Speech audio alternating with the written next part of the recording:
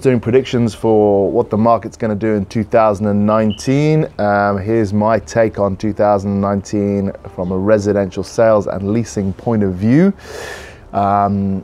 As I've said in quite a few videos before, Abu Dhabi does not have an oversupply problem in terms of supply. Even predicted for 2019 is about 3% of what the inventory is.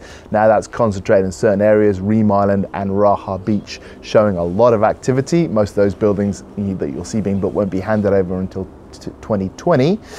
But there is a demand issue, and that's still true. We're not getting enough people into Abu Dhabi to soak up even as little as 2 and 3% increases in inventory.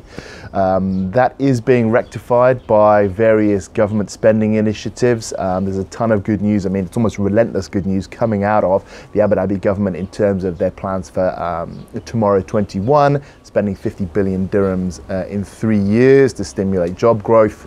50 billion dirhams is the size of the entire federal budget, so it's a pretty chunky piece of change. There are lots of laws coming out at the moment in Abu Dhabi and the UAE in general, things like 10-year visas and stuff like that. I don't think that moves the needle. I think, you know, that's nice to hear, but I don't think it's going to create a huge amount of employment. What will create employment is more hiring in the petrochemical sector.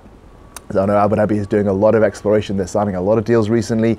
ENI, Wintershall, OMV, Shell again. There's a Thai petrochemicals company coming in. China Petroleum as well. There's a ton of movement in that sector. They're going to need to start reinvesting, you know, in the way that they cut back over the last 4 years. So there's a lot of good news coming out. Whether that's going to bring enough jobs into Abu Dhabi, is going to stimulate the economy enough, I don't know. I would love to see the market flatten out by the end of this year, but it's gonna all depend on jobs. Etihad Rails, you know, is kicking off again, so we're really looking for the job numbers, basically. Supply, fines, no issue there. There's not too much coming on. We need the jobs. So, you know, hand on heart, I'm hoping that we'll see a flattening out in 2019 and positive growth in 2020.